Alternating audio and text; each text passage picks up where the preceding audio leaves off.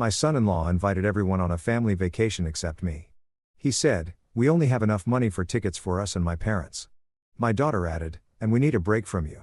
I just smiled and said, "Okay, enjoy your vacation." When they checked into the hotel, I was already there, but not as a guest, but as the owner. I set the table with the good dishes, the ones Margaret and I received as a wedding gift 40 years ago. White porcelain with the thin gold rim. Only 3 pieces chipped after all this time. The evening light came through the curtains. Same ones we'd hung in 1998, casting everything in amber. I'd made Jennifer's favorite pot roast with carrots and potatoes. The recipe her mother perfected before the cancer took her. The name card sat at each place setting, carefully printed. Small touches mattered. They arrived 20 minutes late. Kevin pushed through the door first. Jennifer trailing behind with her phone already out. His parents followed. Patricia in a silk blouse that probably costs more than my monthly electric bill. Dennis in a blazer with gold buttons. They looked around my dining room like tourists in a museum of poverty. "Robert." Kevin's handshake was brief, dismissive. "Thanks for having us." "Of course. Please sit. Dinner's ready." I'd positioned everyone carefully. Jennifer to my right, Kevin beside her, his parents across. The head of the table remained mine at least. I brought out the roast on Margaret's serving platter, steam rising, the smell filling the small room. "This looks quaint," Patricia said, her eyes scanning the walls, the dated wallpaper, the framed photos of Jennifer at various ages. "I'm glad the promotion came through, Jennifer. You worked hard for it." She barely glanced up from her phone. "MHM. These things happen when you network properly." The word stung more than she knew. I'd made 3 calls to former business associates, spent 2 hours on the phone with a hotel chain executive who owed me a favor, all to ensure her application reached the right desk. She thought it was her networking. Kevin reached for the wine bottle I'd brought, a 2015 Napa Cabernet I'd selected specifically for tonight. $60 I probably shouldn't have spent. He examined the label, eyebrows raised, and what might have been approval. "Now, this is a decent vintage. Finally, something worth drinking in this place." He poured for Patricia first, then Dennis, then Jennifer. The bottle moved around the table in a careful circle, skipping my glass entirely before Kevin set it down at the far end, well out of my reach. Jennifer watched this happen. She said nothing. "Kevin has such refined taste," Patricia said, sipping. "We raised him to appreciate quality." Dennis leaned back in his chair, studying my dining room with the expression of an appraiser at an estate sale. "Robert, have you considered updating? We just redid our kitchen. Granite countertops, stainless appliances, the resale value alone." "These are wonderful curtains," Patricia interrupted, reaching out to touch the fabric between her thumb and forefinger like she was testing its thread count. "They must be 20 years old?" "They work fine," I said.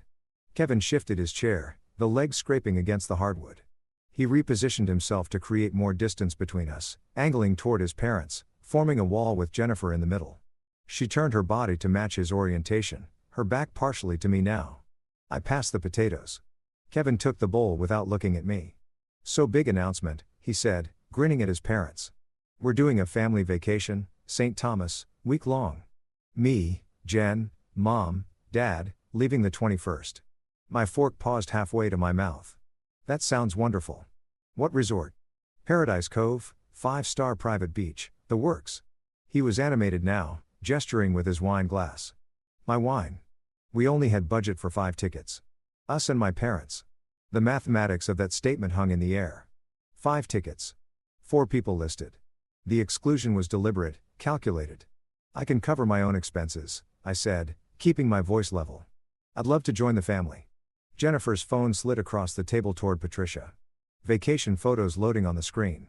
Jennifer turned further away from me, leaning in to point at resort amenities. When she spoke, she didn't look at me.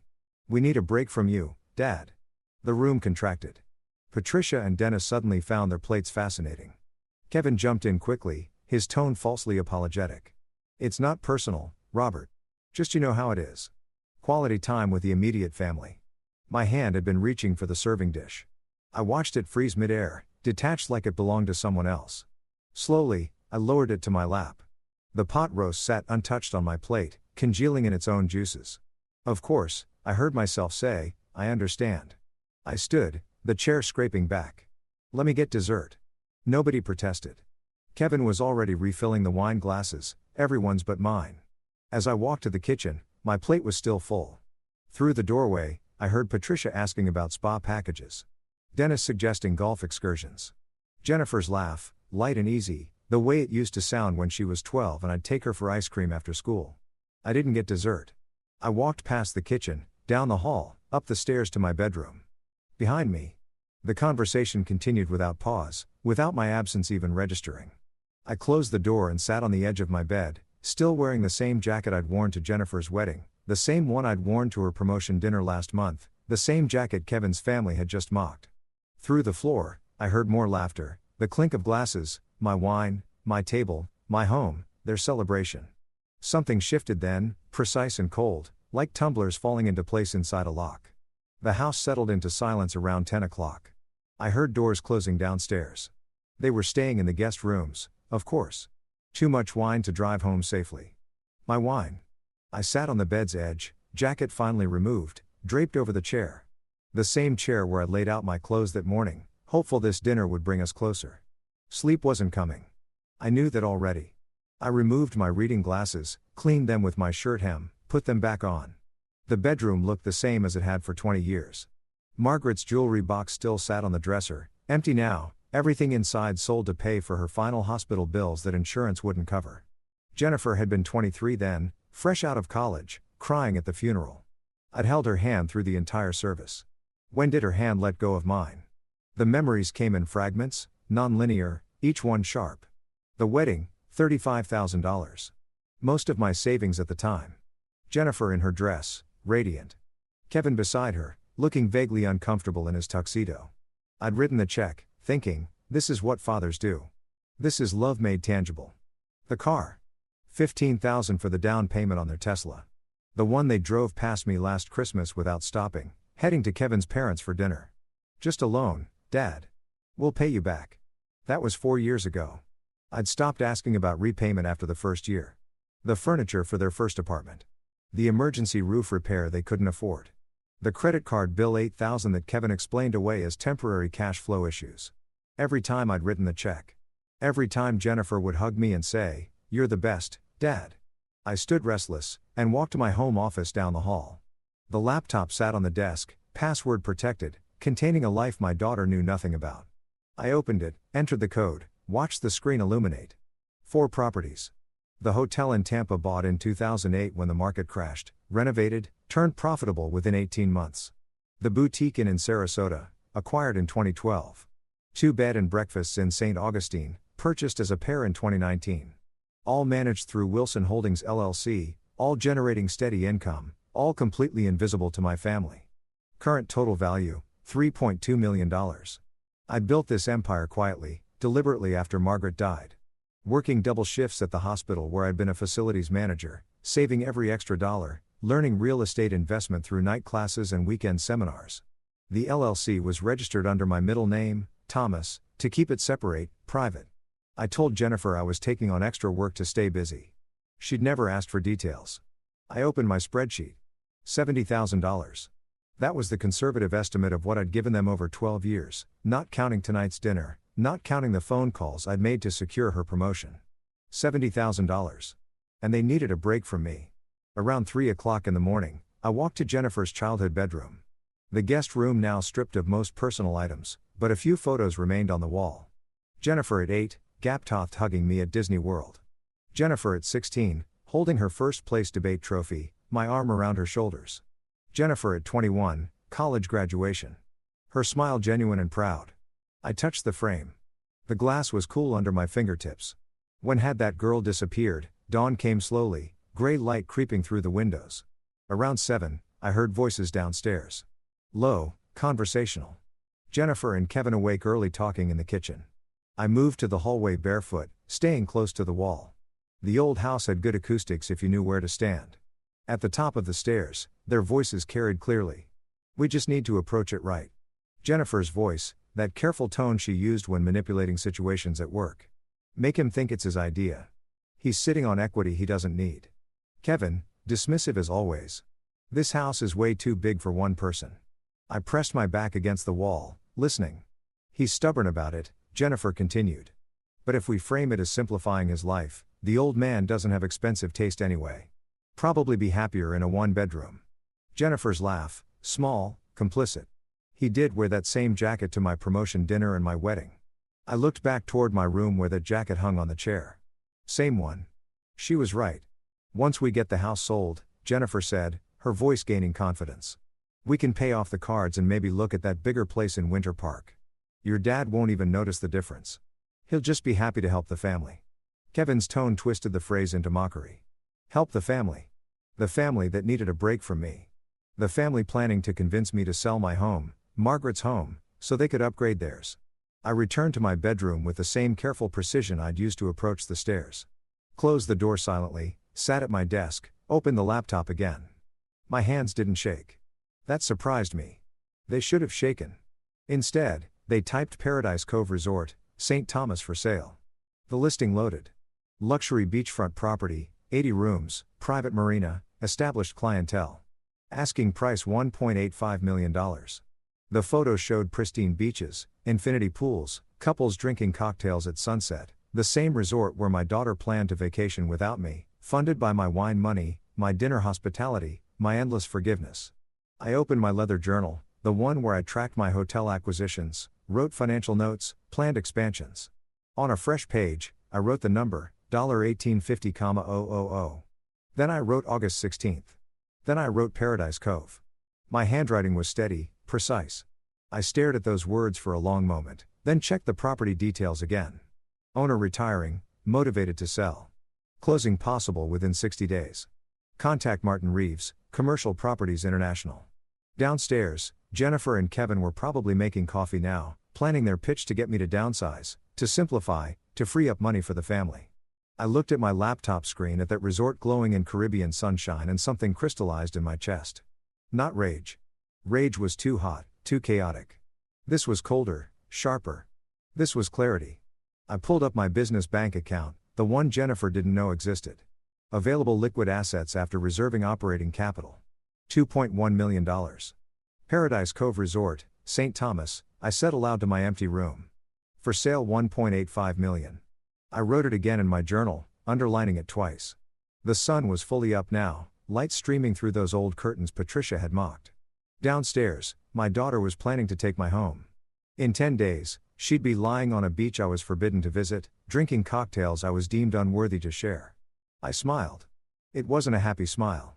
The laptop screen still glowed with Paradise Cove's listing when dawn broke fully. I'd been at this desk for hours, coffee growing cold in the mug beside me. Sleep seemed irrelevant now. My body ran on something sharper than caffeine. Purpose maybe, or the clarity that comes when you finally stop pretending. I heard movement downstairs around 8. Jennifer's footsteps. Familiar rhythm after 35 years, heading toward the kitchen.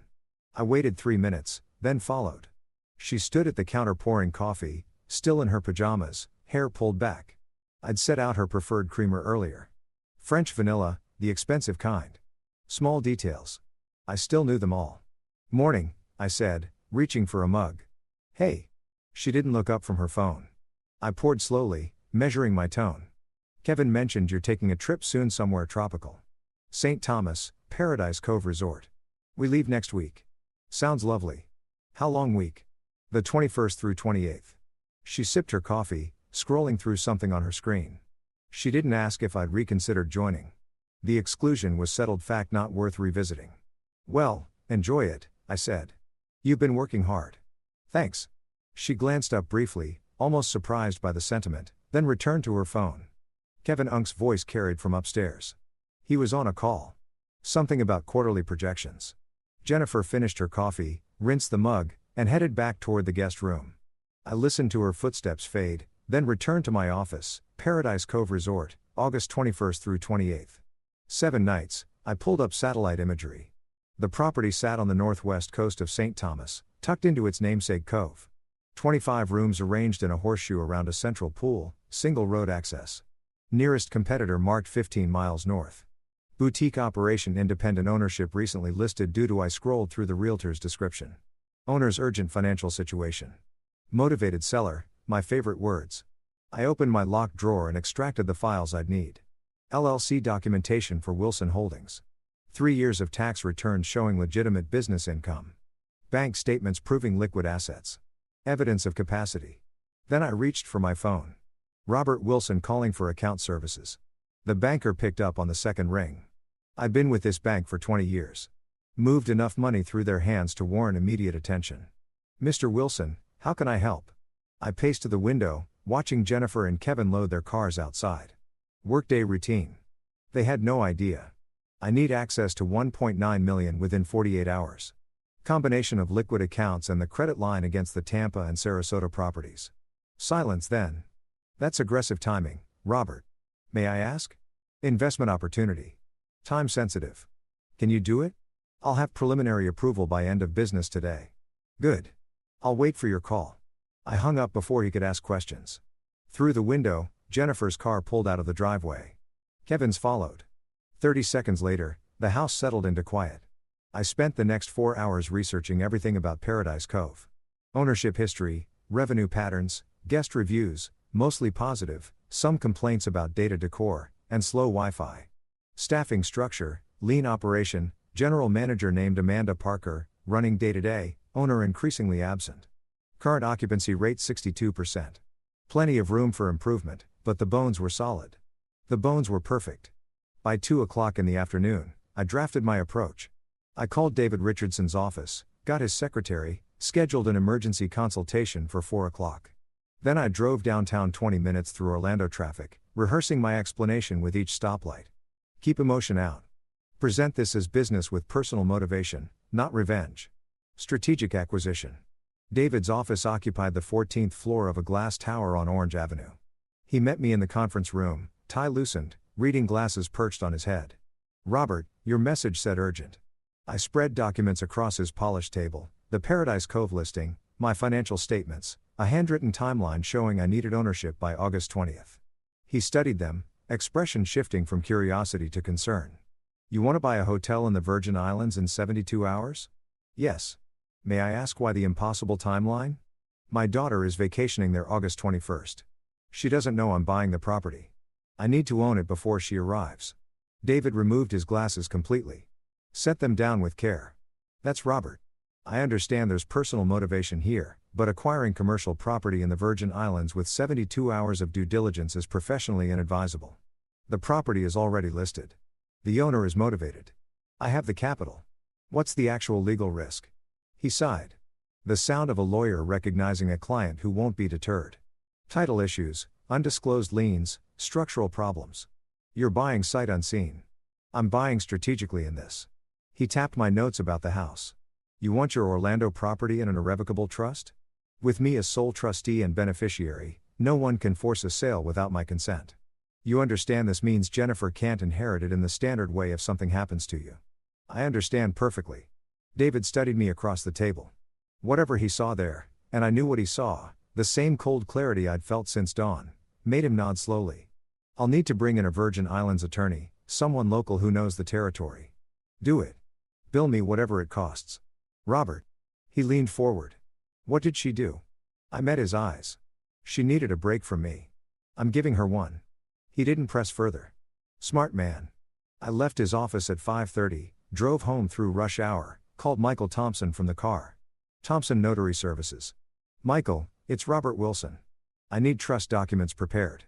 My residential property transferred to a personal trust. How quickly can you draft them? Standard timeline is a week for review. I need them in 3 days. Silence stretched. Then that's possible. My expedited rate is whatever it is, fine. Send the paperwork tonight. I'll have it by email within 2 hours. Back home, the house felt different. I walked through rooms I'd lived in for 26 years, seeing them as Jennifer and Kevin saw them, dated, small, beneath their aspirations. The curtains Patricia had mocked. The dining room where I'd served pot roast while they poured my wine for everyone but me. This was still my home. They would never take it. My phone rang at 7. The banker. Mr. Wilson, your credit line is approved. 1.9 available Monday morning. Perfect. The purpose of loan is listed as commercial property acquisition. Is that correct? Yes. Very good. We'll have documents ready for signature. I made one more call that evening. Martin Reeves, Commercial Properties International, the listing agent for Paradise Cove. Mr. Reeves, my name is Robert Wilson. I'm interested in the Paradise Cove Resort property in St. Thomas. Is the owner accepting offers? His voice brightened immediately. Absolutely. When would you like to schedule a viewing? Tomorrow. I can be there by afternoon. That's very soon. You're flying in from Orlando. I'll book tonight. This is a serious inquiry, Mr. Reeves. I have proof of funds and can close within 48 hours. I'll contact Mr. Clark immediately. He'll be very pleased. Good. I'll call when I land. I hung up and opened my laptop to airline bookings. The screen showed flights to St. Thomas, departure times, prices. My finger hovered over the purchase button for American Airlines Flight 1847, departing 9:30 tomorrow morning. Across town, Jennifer and Kevin were probably having dinner somewhere nice, celebrating their upcoming vacation. Paradise Cove, their private week, their break from me. I clicked purchase. The confirmation email arrived instantly. Boarding pass attached. Departure 9:30 a.m. arrival 3:15 p.m. accounting for the time change. Plenty of daylight left to see the property. Meet the owner. Start negotiations. I forwarded the flight details to David Richardson with a simple message. I'll need that via attorney's contact info before I land. His reply came back within minutes. Already arranged. William Clark expects you at 4 p.m. tomorrow. His attorney will have preliminary documents ready. Robert, be careful. I closed the laptop and looked around my office. The hotel files, the trust documents Michael would send, the proof of funds letter from the bank, everything in order, everything aligned. In 3 days, my family would board a plane to Paradise, excited about their exclusive vacation, their break from the old man who embarrassed them with his dated curtains and worn jackets. They had no idea what was waiting for them. I allowed myself a brief nod, not a smile, nothing so obvious, and began packing my briefcase for tomorrow's flight. The flight landed in late afternoon heat, the kind that hits you like a wall when the cabin door opens. Cyril E. King Airport was smaller than I expected. Tourists everywhere in bright shirts and straw hats, families dragging roller bags toward rental car counters. I carried only my briefcase. This wasn't vacation. The taxi driver knew Paradise Cove without needing the address. Nice place, he said, pulling away from arrivals. You staying there?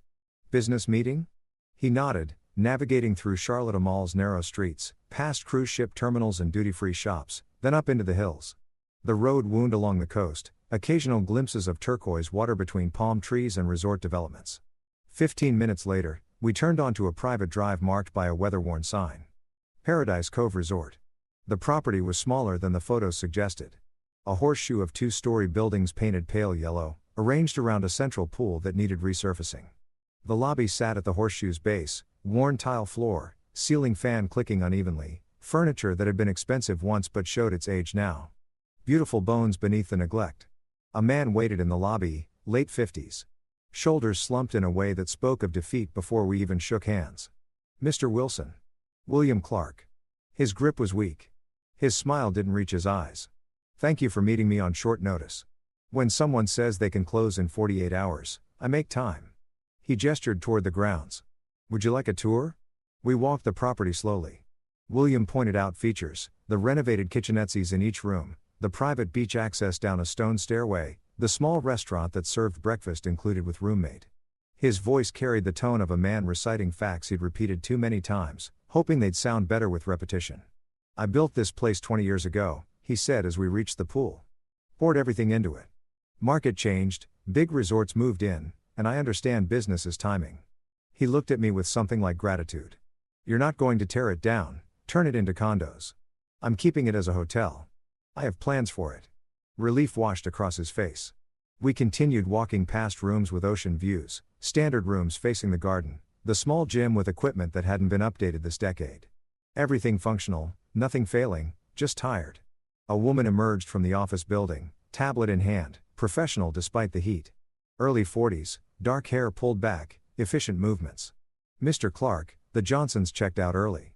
They're requesting a partial refund for she stopped seeing me. Amanda, this is Robert Wilson, potential buyer.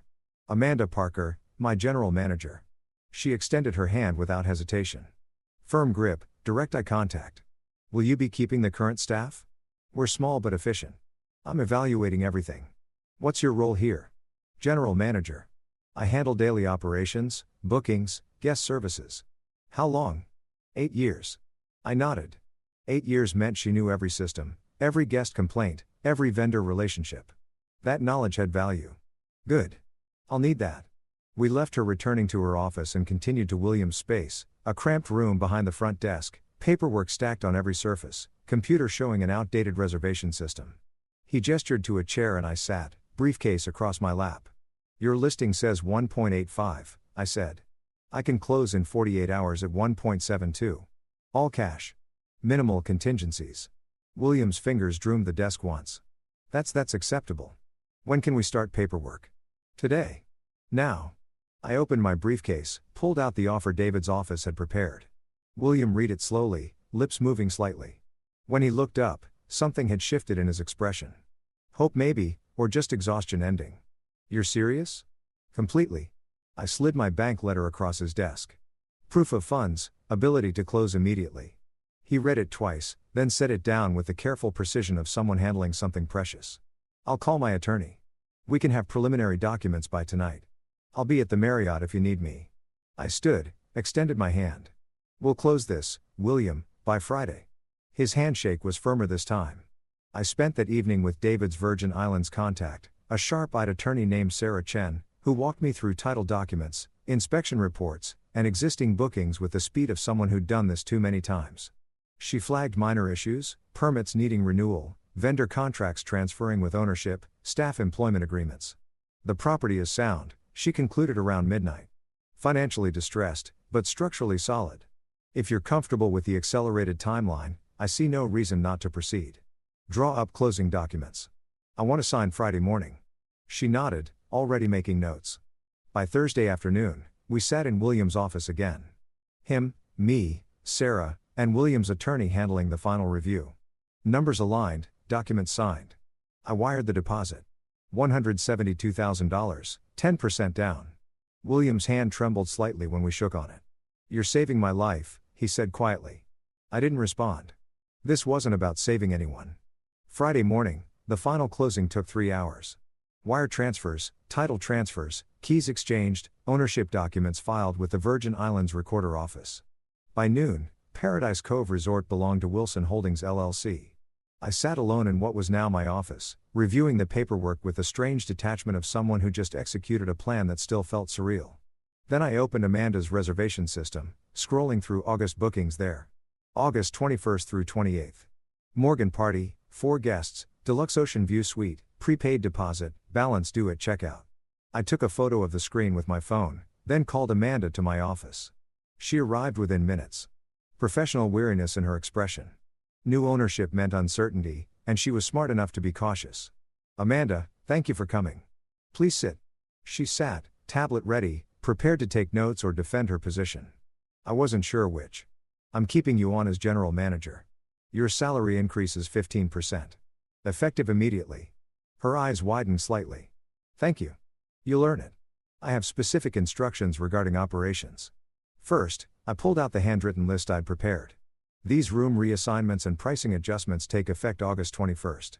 She scanned the list, frown deepening. These are significant changes. Some guests have already confirmed reservations at current rates. Ownership changed. Terms changed. Virgin Islands booking law allows modifications with 72 hours notice.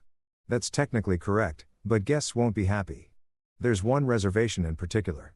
August 21st, Morgan Party for guests. She checked her tablet. Yes. Deluxe Ocean View. Week-long stay. Change it. Standard room. No ocean view. Apply new pricing structure. 40% increase across all services. Amanda looked up slowly, but they've already confirmed at the old rate. New ownership, new terms. They'll be notified Monday. That gives them 74 hours. She studied me for a long moment. This is personal. I held her gaze.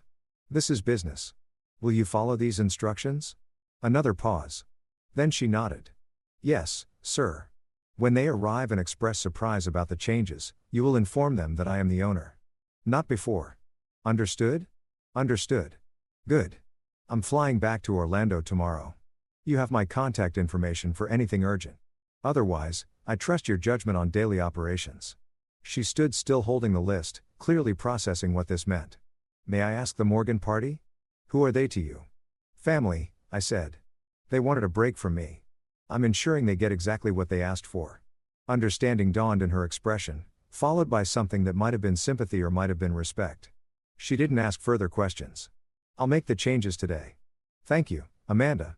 After she left, I sat in the quiet office reviewing staff files, vendor contracts, operational procedures. This wasn't just revenge theater. I bought a real business, and I intended to run it properly. The hotel would succeed. That was important, not for the money, but for the principle. I'd built something from nothing before. I could do it again. That evening, I stood on Paradise Cove's beach, feet in sand, still warm from the day's sun. The cove curved around me in both directions, private and pristine, waves lapped gently against the shore. 2 days from now, Jennifer and Kevin would stand in this exact spot, expecting their exclusive paradise vacation. They would find something very different waiting. I slipped the ownership deed into my briefcase and closed it with a quiet click. Tomorrow I'd fly home. I'd maintain normal behavior. I'd wave goodbye when they left for the airport on Sunday, wish them a wonderful trip, play the role of the excluded father accepting his fate. Monday morning, they'd receive Amanda's email about the ownership change and policy updates. By the time they understood what had happened, they'd be mid-flight, unable to cancel, and I would be home, sitting in my dated house with my old curtains, waiting for the phone call I knew would come. The sunset painted the cove in shades of orange and gold. Paradise indeed. I turned and walked back toward the hotel, my hotel, to pack for tomorrow's flight. I'd return to Orlando before dawn, my suitcase hidden in the back of my closet before the sun rose. The flight from Street and Thomas had landed just after midnight, and I'd taken a taxi home through empty streets, rehearsing normally with each passing mile. By morning, there was no evidence I'd ever left. Jennifer appeared in the kitchen around 9, already making lists on her phone. Vacation mode had settled over her. That distracted excitement I remembered from when she was younger, planning trips with Margaret. Different now, though. This time, I wasn't invited. Dad, have you seen my blue beach bag? I appeared from the hallway with it. Hall closet. I cleaned it after last summer. She took it without meeting my eyes. Oh, thanks. I'd made coffee, set out her preferred creamer. Small gestures that cost nothing. Meant everything once. Now they barely registered. Weather looks perfect, I said, pulling up the forecast on my tablet. Low 8s, sunny all week. Great. I helped her pack through the morning, finding her favorite swimsuit, checking that her phone charger would work with Virgin Islands outlets, folding clothes the way Margaret had taught me 40 years ago. Each movement was methodical, familiar, bitter. I placed the swimsuit in her luggage with the same care I'd used later to dismantle her expectations. Kevin arrived around noon, hauling their shared luggage like he owned the place. He surveyed my assistance with a smirk. Playing bellhop now, Robert. I continued folding a beach towel, just helping Jennifer. He dropped into my recliner, the one Patricia had judged during dinner, and checked his phone. Travel is expensive. We're already stretched thin with this trip, the opening I'd anticipated. I pulled 5 $100 bills from my wallet, counted them deliberately, and held them toward Jennifer. Here, 500. Pocket money. She took them without, thanks, stuffing them in her purse. Kevin watched the exchange, then muttered just loud enough for me to hear, "At least the old man's good for something." I smiled faintly, said nothing. They left around 2 to handle last-minute errands. I continued my performance, washing lunch dishes, straightening the living room, acting like a man resigned to a quiet weekend alone. Through the window, I watched Kevin's car disappear down the street. Then I went to my closet and pulled out the overnight bag I'd packed that morning. Jennifer called around 6 o'clock from Dennis and Patricia's house where they'd gather before tomorrow's early departure. "Dad, we're leaving at 10 tomorrow morning. Just wanted to let you know. Have a wonderful time." A pause, almost guilty. "We'll send photos." "I'd like that." After hanging up, I picked up my bag. My expression hardened. By 7 o'clock, the street was quiet. I carried my bag to the corner, 3 houses down, where I'd arranged for a different taxi service to pick me up. No chance of Jennifer or Kevin driving past, seeing me leave. I was covering tracks they didn't know existed. The evening flight to St. Thomas departed at 8:15. I sat in coach, briefcase on my lap, going over final details. Amanda's protocols, staff assignments, the precise moment of revelation. This was theater, and I was directing every scene. We landed at 11 o'clock. The humid night air hit me as I descended the stairs to the tarmac. That tropical weight fragrant with salt and vegetation. A taxi carried me back to Paradise Cove through darkness, past shuttered shops and sleeping resort towns, my hotel, my property, my stage. I slept 4 hours in a small staff apartment Amanda had prepared, then rose at 6. While I showered in St. Thomas. Jennifer was probably waking in Orlando, checking her flight details one more time. While I dressed in business slacks and a pressed blue shirt, Kevin was likely making coffee in Dennis and Patricia's kitchen, eager to start their exclusive vacation. While I reviewed staff assignments in my office, they were loading luggage into Dennis's SUV. 2 stages, 2 performances about to collide. At 8, I gathered the staff in Paradise Cove's small conference room. Amanda sat at the front, tablet ready. Marcus, our security coordinator, leaned against the wall. 2 housekeepers, the restaurant manager, the front desk clerk, everyone who'd interact with the Morgan party. I distributed printed instruction sheets, professionally formatted, leaving nothing to interpretation. The Morgan party checks in at 3:00 p.m., I said. Party of 4. They're currently assigned to rooms 12 and 14. Amanda confirmed on her tablet. Standard rooms, not the deluxe ocean view suite they originally booked. Correct. I made eye contact with each staff member. They will complain. You will explain the room reassignment was necessary due to ownership transition. You will be professional and firm. The younger housekeeper raised her hand. Is there a problem with these guests? Just follow the protocols exactly. After the meeting dispersed, Amanda lingered. You're really doing this. Every word of those protocols exactly as written. She studied me for a long moment. And when they see you, I checked my watch.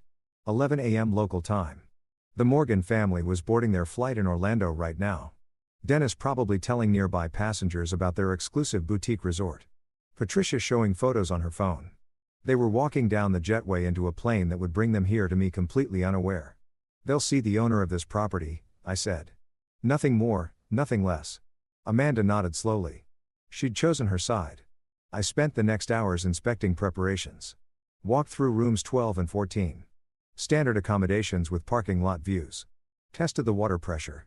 Functional but weak. Nothing like the rainfall shower in the deluxe suite they'd expected. Checked the air conditioning. Worked but noisy. Humming loudly enough to interfere with sleep. Everything was adequate. Nothing was wrong. Nothing was right. At 2, I changed into my business attire. Checked my reflection in the office mirror. Composed, professional, the owner of a Caribbean resort conducting normal operations. No hint of the father they'd excluded, mocked, planned to manipulate. At 2:30, I reviewed Amanda's screen one final time. Flight 1847 from Orlando landed on schedule. They'd be collecting luggage now, finding a taxi heading this way. At 2:47, I heard gravel crunch in the driveway. I straightened my collar and walked toward the lobby. Through the window, I could see a taxi pulling into the circular drive, doors opening, familiar figures emerging into afternoon sunlight. Jennifer stepped out first, shading her eyes. Kevin followed, already surveying the property with proprietary assessment. Dennis and Patricia emerged from the other side. Patricia immediately photographing the entrance. They had no idea what waited inside. I stepped back from the window, positioned myself in the office hallway where I could observe the reception desk. Amanda moved to her station. Marcus took his customary position near the entrance, and I checked my watch one final time. 3 o'clock. The front doors opened, and my family walked into my hotel. The lobby air conditioning met them with a gentle rush. I watched from the hallway as they took in the space, smaller than they'd expected, probably, but beautiful in its tropical simplicity. Ceiling fans turned lazily overhead. Potted palms flanked the reception desk. Through the far windows, the pool glittered turquoise against ocean blue. Kevin approached the desk first, assertive confidence in every step. He slapped his credit card on the polished wood. Morgan, party of 4. We have the deluxe ocean view suite reserved. Amanda took the card with professional courtesy, began typing. Her screen showed the reassignments I'd implemented. She paused exactly as we'd rehearsed. Yes, Mr. Morgan. I have your reservation. There's been a slight adjustment due to ownership transition. Adjustment? Kevin interrupted. We booked months ago. If you'll just wait in the lobby area, I'll have everything ready shortly. She gestured toward the seating area. Wicker furniture with tropical cushions. A coffee table displaying resort brochures. Kevin sighed with exaggerated patience and turned away. Jennifer settled onto the sofa, pulling out her phone. Dennis and Patricia remained standing, photographing the decor. Patricia touching a potted orchid to see if it was real. I stepped from the hallway, tablet in hand, accompanied by Marcus, who'd been briefed to follow my lead. I walked with the measured authority of someone reviewing daily operations, checking my screen, seemingly absorbed in resort business, professional, unhurried, in control. I was 10 feet from them when Jennifer glanced up. Her face went through a rapid sequence. Casual attention, recognition, confusion. Her mouth opened slightly. Dad. The word hung in the air. Kevin's head snapped around. Dennis and Patricia froze mid-photograph. I looked up as if just noticing them showed no surprise whatsoever. Dad, what are you doing here? Jennifer's voice carried genuine bewilderment. Kevin Unk's confusion shifted to anger in an instant.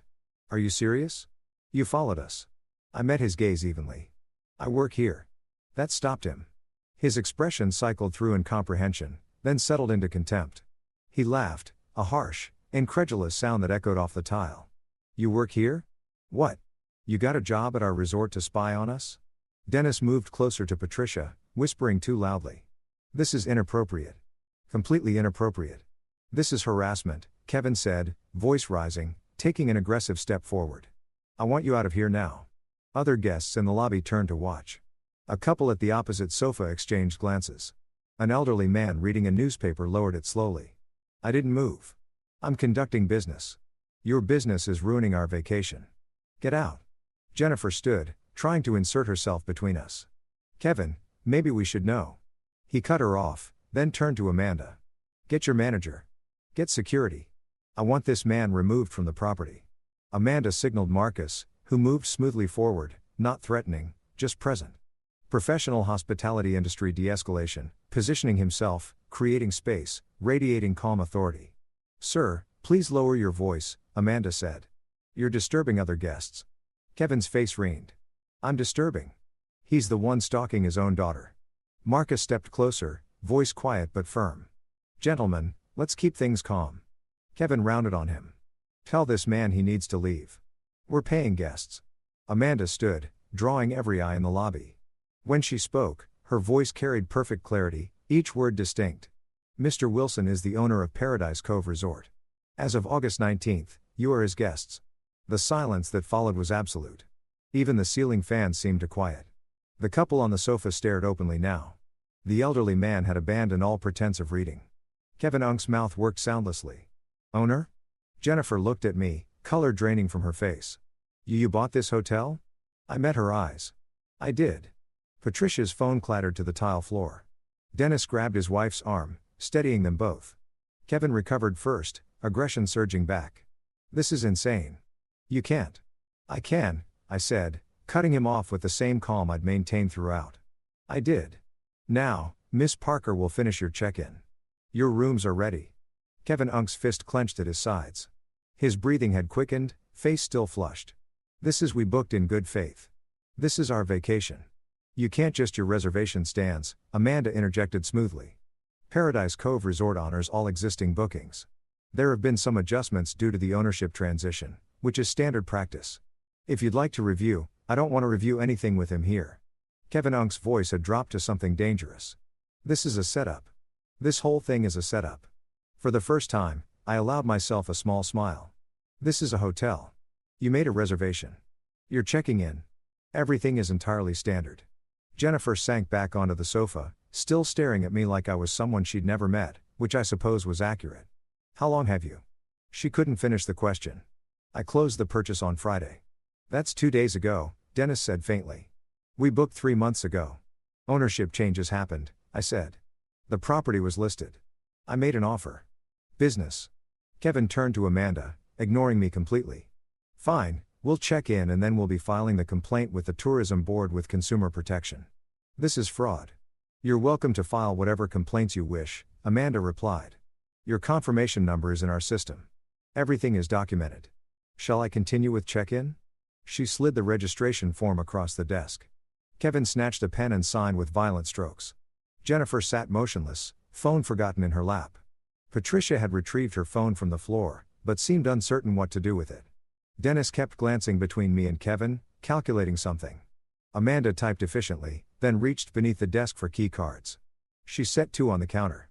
You're in rooms 12 and 14, second floor. The porter will help with your bags. Wait. Kevin Unk's eyes narrowed. 12 and 14. We booked the deluxe ocean view suite. Due to ownership transition and property updates, some reassignments were necessary. You were notified via email 72 hours prior to check-in. We received no email. Amanda turned her monitor to show him. Sent Monday morning at 9 a.m. to the email address on file. morgan@outlook.com.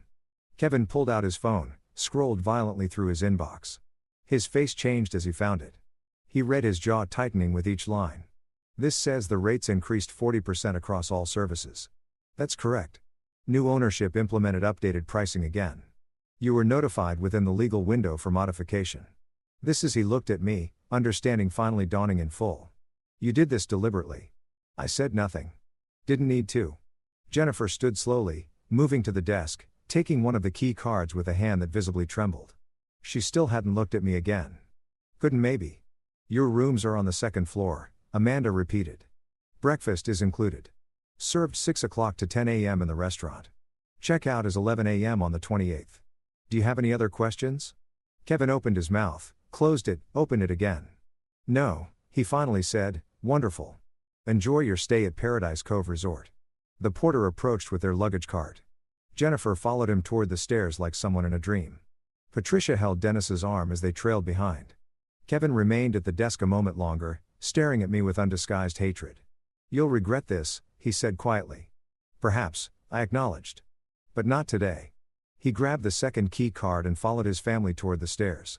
I watched them climb, Jennifer's shoulders rigid, Kevin's posture radiating fury, Dennis and Patricia whispering urgently between themselves. Marcus moved to stand beside me. That went exactly like you planned, he observed. It did. What happens when they see the rooms? I checked my watch. In approximately 3 minutes, they'll discover that standard rooms have parking lot views, lower water pressure, and older air conditioning units. They'll realize the mini bar prices have doubled. They'll notice the bathroom amenities are basic rather than premium. And then they'll come back down here to complain. I straighten my tablet and Miss Parker will politely explain that everything meets the stated accommodation standards and no refunds are available for bookings made under previous ownership. Through the second floor windows, I could see movement in room 12. A door opening, Jennifer stepping inside, Kevin behind her, stopping abruptly in the doorway. I heard the muffled sound of raised voices. Amanda caught my eye from behind the desk. I nodded once. The show had just begun. The porter left us in the hallway. Jennifer slid her key card into room 12's lock, the green light blinking permission. She pushed the door open and stepped inside, then stopped. I watched from the lobby's security camera feed in my office. Amanda had positioned the monitor where I could observe without being obvious. Jennifer stood motionless in the doorway, taking in the standard room with its parking lot view, the dated furniture, the narrow bathroom visible through the half-open door. This wasn't the Ducks Ocean View suite shown in their booking photos. She walked to the window like someone underwater, movement slow and dreamlike, pulled the curtain aside, stared at the parking lot, the dumpster enclosure, a maintenance shed with peeling paint. Kevin pushed past her into room 14.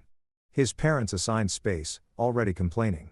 I couldn't hear the words through the camera, but his gestures were clear enough, arms spread wide, pointing at the window.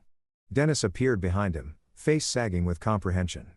Patricia sank onto the bed, still clutching her purse. Within 10 minutes, my desk phone rang. Amanda's voice professional. Ms. Morgan online, too, regarding her room assignment. I listened to the recorded call later. Jennifer's voice tight with restrained anger. We booked a deluxe ocean view suite.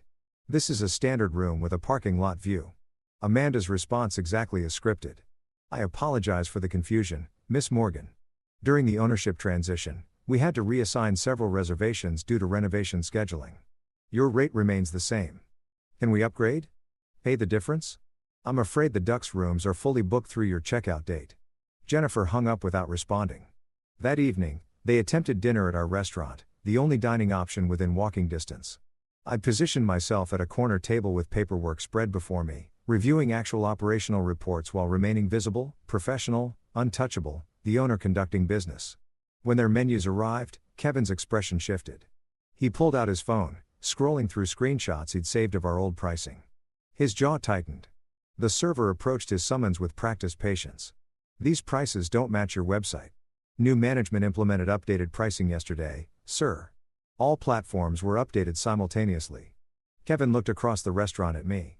I didn't acknowledge his gaze, just signed the document Amanda had brought for approval.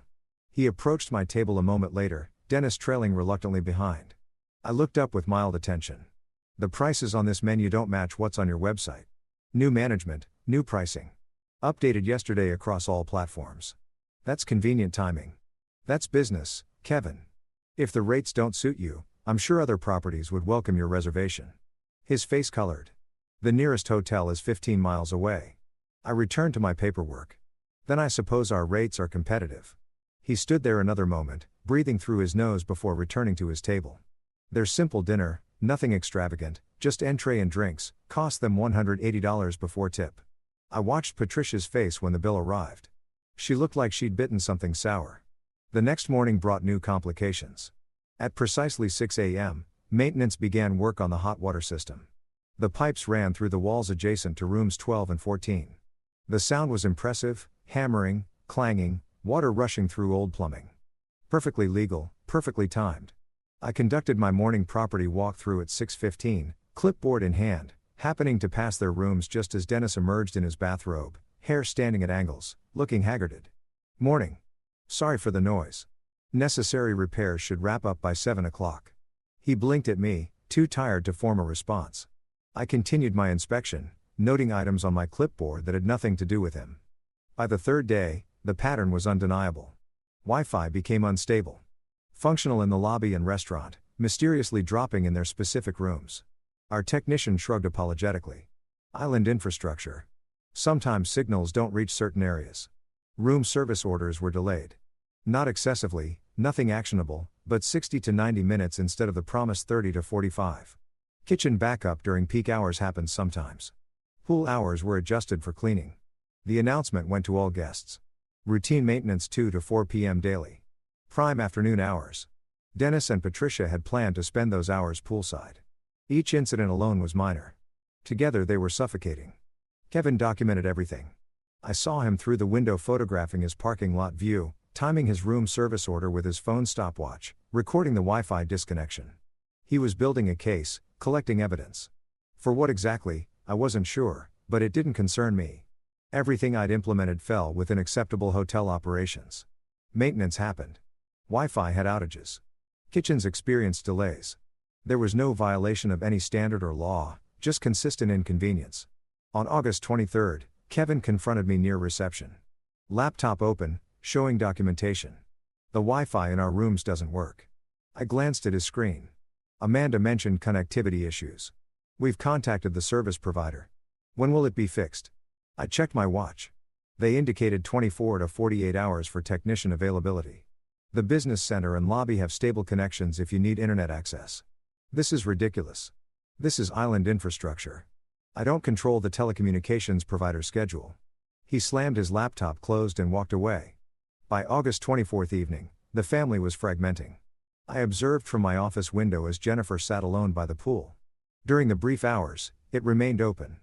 Kevin paced nearby, phone pressed to his ear, probably researching alternatives, finding none in their price range. Dennis and Patricia huddled under an umbrella, whispering with tight urgency, occasionally glancing toward Jennifer with expressions that weren't sympathetic. They were blaming each other, assigning fault. The pressure was working exactly as designed. That night, I saw lights burning late in room 14. Dennis and Patricia were awake, proudly discussing their options, finding none acceptable. In room 12, Jennifer's silhouette moved past the window repeatedly, pacing, unable to settle. Kevin's light stayed on past midnight. Through the thin walls, maintenance staff reported hearing keyboard clicks, rapid, aggressive typing. I made a note on my tablet. Monitoring required, then returned to actual operational business. Vendor contracts that needed review. A staffing issue. Amanda had flagged quarterly projections for my other properties. Paradise Cove was a real hotel. I was running it properly. Improving systems, addressing genuine maintenance needs that the Morgan family happened to be experiencing. The transitional growing pains of new ownership was simply unfortunate timing or perfect timing depending on perspective. The next morning, Amanda called my cell at 8. "Sir, you should know the family posted several negative reviews overnight." I wasn't surprised. How bad? 1 star across 3 platforms. Language is aggressive. Accusations of discrimination and harassment. Are any allegations factually accurate? No. Everything we did was within policy and law. Draft professional responses. Acknowledge dissatisfaction. Reference ownership transition. Offer general commitment to service improvement. Don't engage with specific accusations. Already started. I'll send them for your approval. I pulled up the reviews on my laptop. Dennis and Patricia's was venomous. Owner engages in targeted harassment. After discovering personal connection, systematically degraded our experience. Unethical business practices. Discriminatory treatment. Avoid at all costs. Kevin's used legal-sounding language. Breach of contract regarding room assignments.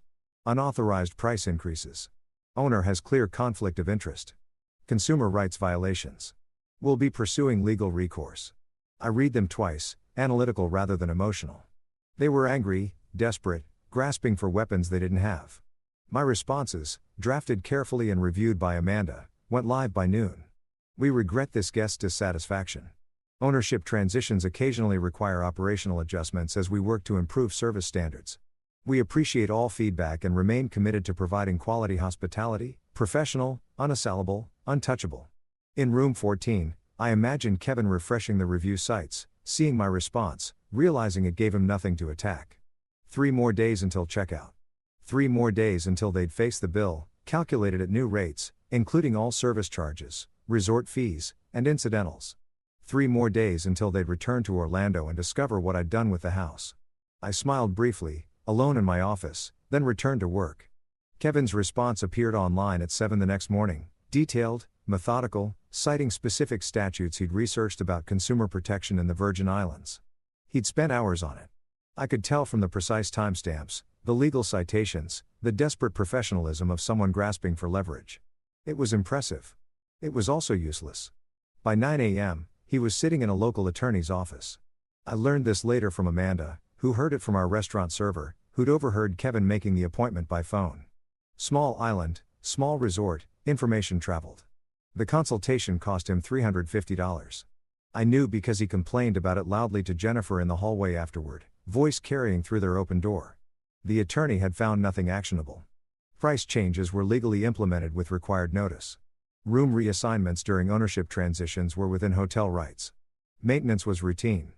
Wi-Fi failures were infrastructure issues, not intentional service denial. He said, "We can leave negative reviews or find alternative accommodation," Kevin told Jennifer, voice tight with barely contained fury. "That's it. That's our legal recourse." Jennifer's response was too quiet to hear, but Kevin's follow-up wasn't. $350 to be told we're screwed. An hour later, my phone rang. Jennifer's name on the screen. I answered on the 3rd ring. "Hello, Jennifer." Breathing, ragged, unsteady. Then, "How could you do this to us?" Her voice was breaking. She'd been crying. I could hear it in the thickness of her words, the way they came in gasps. "How could you do this to your own daughter?" I kept my tone measured, calm. "I'm conducting business. You wanted a vacation without me. You have one. You're punishing us. This is cruel. This is what you chose. I'm simply providing the service you're paying for. When we get back," her voice rose to something near hysteria. "When we get back, we're evicting you from our house. We'll sell it whether you like it or not." Ice crystallized in my chest. This was the moment I'd anticipated, prepared for. "Try it." 2 words delivered flat. "Final." She sobbed once, loud and harsh. Then the line went dead. I sat in my Paradise Cove office, phone still in hand, and considered the conversation. Jennifer was unraveling. Good. Kevin was desperate, throwing money at attorneys who couldn't help him. Better. Dennis and Patricia were humiliated. Their bragging to neighbors now a source of mortification. Perfect. But the house threat required immediate attention. I booked an afternoon flight to Orlando. Michael Thompson's office was exactly as I remembered, modest, professional, paperwork organized in precise stacks. He had the trust documents ready, printed and tabbed with colored flags marking where I needed to sign. "This makes the property untouchable without your explicit authorization," he explained, sliding the first page across his desk. "Your daughter cannot force sale, cannot claim inheritance rights while you're living, cannot even contest the arrangement without significant legal expense." "That's exactly what I need," he studied me briefly. "May I ask what prompted this level of protection?" "Family complications." Michael nodded wisely, asking nothing further. "Sign here, here, and initial the final page." I worked through the documents methodically. Each signature, each initial, another lock on something Jennifer thought she could take from me. When Margaret and I bought this house in 1999, Jennifer was 11 years old, running through the empty rooms before we'd even moved furniture in. She'd claimed the bedroom with a window seat, made us promise it would always be hers. I'd kept that promise for 26 years. Now she wanted to sell it to pay off credit cards. Speaking of which, at Michael's desk, I pulled up my credit monitoring service on my phone. I'd co-signed on 2 of Jennifer's cards years ago when she was establishing credit. The linked accounts showed in my report $48,000 in debt. I scrolled through the details. Multiple credit cards, all opened or significantly increased within the last 6 months. A personal loan from a predatory lender at 18% interest. Cash advances, balance transfers, the pattern of people juggling, desperate, counting on money they didn't have yet, counting on my house. I took a screenshot, then another of the timeline. The debt accumulation had accelerated in June, around the time Kevin had announced the vacation, around the time they'd started planning to pressure me into selling. They'd spent money they expected to get from my equity. Everything looks in order, Michael said, applying his notary seal to the final page. I'll file these with the county recorder this afternoon. You'll have complete protection. I slid one copy into my briefcase, left another with Michael, and carried the third to my car. The flight back to St. Thomas didn't leave until the next morning, so I spent the night in my own home, my legally protected, completely controlled home. I walked through the rooms Jennifer wanted to sell, touching the walls Margaret had helped paint, standing in the kitchen where we'd made breakfast for 30 years. Jennifer could threaten all she wanted. This house was mine. I returned to Paradise Cove on the morning of August 26. Amanda met me in the office with updates. The Morgan family was subdued, spending minimal time in their rooms, avoiding the restaurant where prices hurt too much. They discovered a food truck 3 miles down the road and were walking there for cheaper meals. The heat is getting to them, Amanda reported. Mrs. Morgan, the older one, looked sunburned and exhausted yesterday. And the reviews, your responses are posted. Professional, brief. We've had 3 new bookings since yesterday. Guess who read the reviews and our responses and appreciated our transparency about the transition period? Good. The negative reviews were actually helping. People understood that ownership changes created temporary disruption. My measured responses demonstrated professionalism. Kevin's attacks were backfiring. I pulled up the reviews again, reading them with fresh perspective. All that rage, all those accusations, all that desperate legal language, it made him look unreasonable, especially against my calm acknowledgement of temporary difficulties. One more thing, Amanda said. Mr. Morgan asked about early checkout. He wanted to know if leaving a day early would reduce their bill. I looked up. What did you tell him? That our cancellation policy requires full payment for reserve dates regardless of early departure. He'd still owe for 7 nights. Good. She hesitated. He asked what the final bill would total. I calculated it for him. With the updated rates, all meals and services, resort fees, incidentals. It's approximately $4,200. More than double what they'd budgeted for, I imagined. More than they'd expected when Kevin had smugly poured my wine at my dining table. When Jennifer had said they needed a break from me. When he heard the amount, Amanda continued, he went pale. Said, there must be an error. Is there? No. Everything is accurate according to current pricing and their usage. Then there's no error. I spent the rest of August 26 reviewing actual business operations. Paradise Cove had guests besides the Morgans, after all, and they deserve proper service.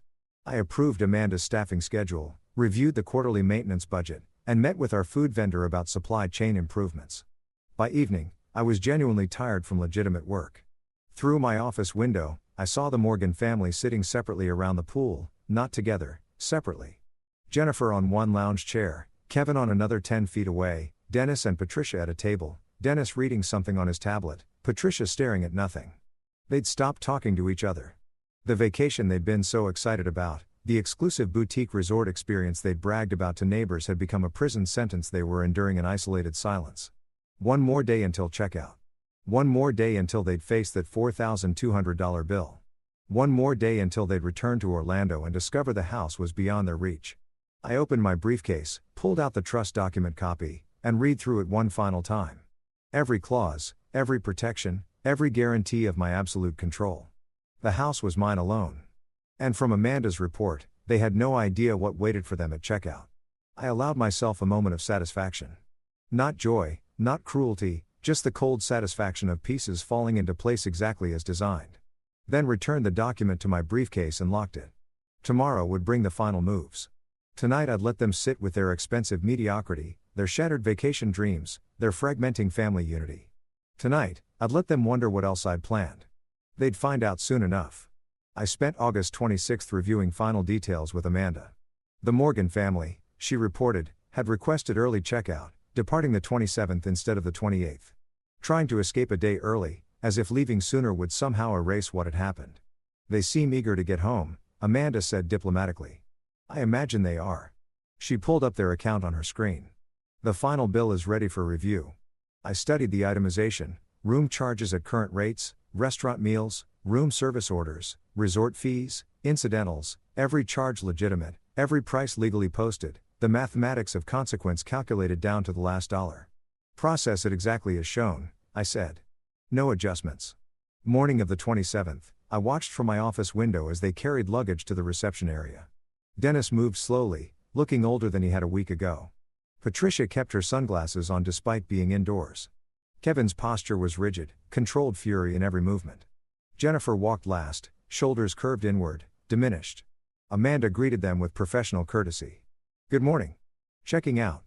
Kevin placed his key cards on the counter with precision. Yes. Early departure. Of course. Amanda's fingers moved across the keyboard. The printer hummed to life, producing the final bill. She placed it face down on the counter, slid it toward Kevin with practiced grace. He picked it up confidently, flipped it over. His hand froze midair. I couldn't hear his exact words from my office, but I saw his mouth form them. This says $4,200. Amanda's response was calm, rehearsed. She gestured to the itemized breakdown, explained each section. Updated rates, dining expenses, resort fees, all documented, all legal. Kevin's voice rose. Other guests in the lobby glanced over. Amanda maintained her professional composure, referencing terms and conditions, ownership transition clauses, email notifications sent August 19th. Kevin pulled out his credit card, tapped it against the terminal, declined.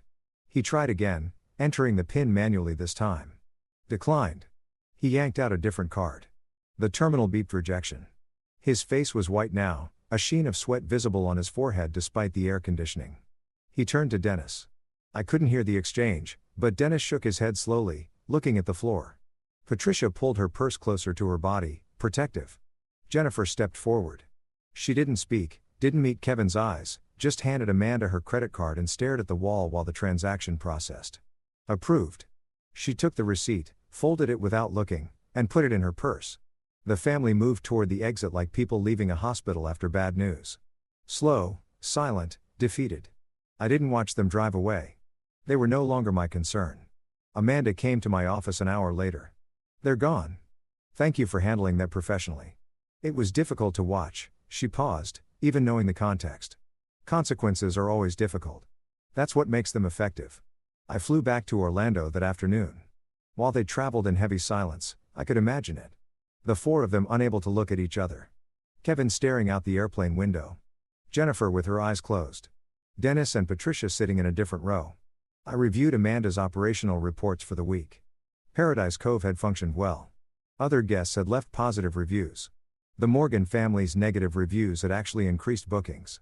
People appreciated my transparent, professional responses. The business was solid. The revenge was complete. I'd timed everything precisely. While they were in S. Thomas, David Richardson had delivered the trust documents to my house. Left in a legal envelope on the kitchen table where they couldn't miss it. They'd arrive home exhausted. Financially devastated, emotionally fractured, and they'd find that envelope waiting. I landed in Orlando that evening, but didn't go home. Stayed at one of my hotels instead. The boutique property in Winter Park, nice, but not ostentatious. I wanted them to discover the documents without me there. Wanted them to read the rental terms, the trust structure, the reality that the house they'd planned to sell was completely beyond their reach. The next morning, August 28th, I returned to my house. The kitchen showed evidence of Kevin's rage. Mail scattered on the floor, a decorative bowl broken, a dent in the wall near the counter. The legal envelope lay torn open. Documents strewn across the table. They'd been here. They'd discovered the truth, and they'd left. I cleaned up the broken bowl, stacked the mail, left the dent in the wall. Evidence was useful sometimes. My phone rang that evening. Dennis, Robert. His voice was careful, measured. I wanted to apologize for the condition we left your kitchen in. Kevin was upset. I noticed Patricia and I had no idea about the house situation. If we'd known you'd have what? Not taken the vacation you bragged about to your neighbors. Silence, then quietly. The Hendersons asked how the exclusive resort was. They'd seen the reviews online. Someone posted photos. I'm sure that was awkward. Patricia is mortified. We told everyone this would be a luxury vacation. It was a vacation at a resort. The luxury was your assumption. He exhaled slowly. Kevin and Jennifer are staying with us temporarily, just until they figure things out. That's generous of you. Not really. We can barely afford it. The lawyer consultation, the meal expenses, changing our flights were tapped out, too. I said nothing. What was there to say? They'd aligned themselves with Kevin and Jennifer's plans. They'd participated in my exclusion. Enjoyed the idea of a vacation I wasn't worthy to attend. Now they were experiencing the aftermath. Robert, is there any way no? You don't know what I was going to ask. Yes, I do. And the answer is no. You made choices. These are the consequences. He hung up without goodbye. 3 hours later, Jennifer called. I didn't answer. She left a voicemail. Broken. Sobbing, barely coherent. Something about $1,800 a month.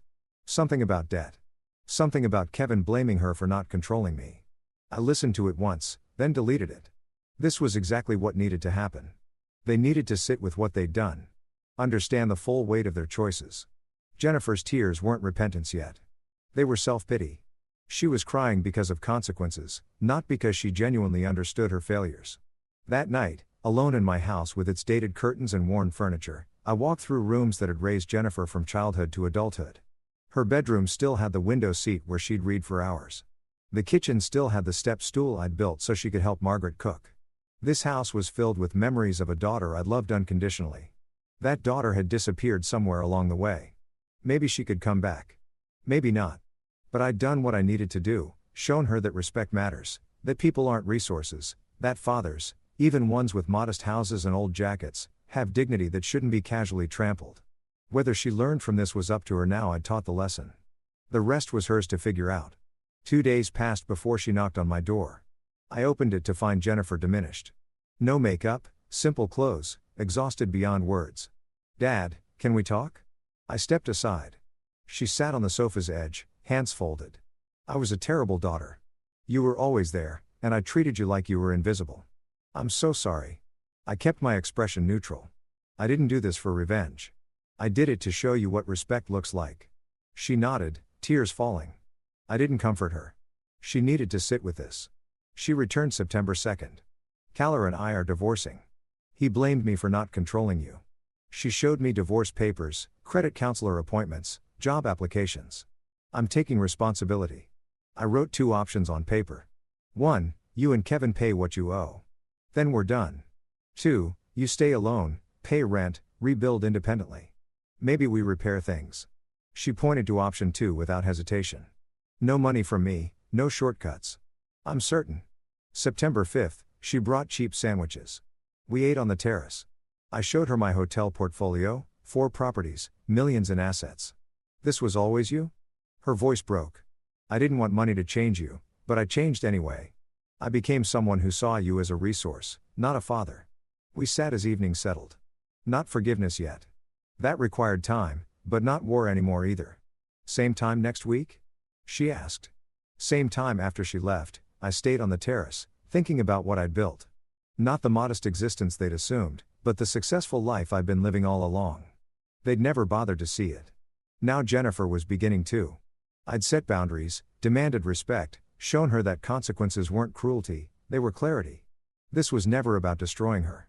It was about restoring my own dignity, teaching her that people deserve basic consideration, that respect isn't automatic, especially not from family. Jennifer knocked again the following week and the week after. Each visit she was more grounded. I remained guarded, offered no financial help, but I showed up. Because revenge isn't about destroying others. It's about restoring your own dignity, showing consequences, and then, if they prove worthy, offering the possibility of redemption. Jennifer was working for hers. Whether she'd earn it remained to be seen, but she was trying, and I was willing to let her try. That was enough for now.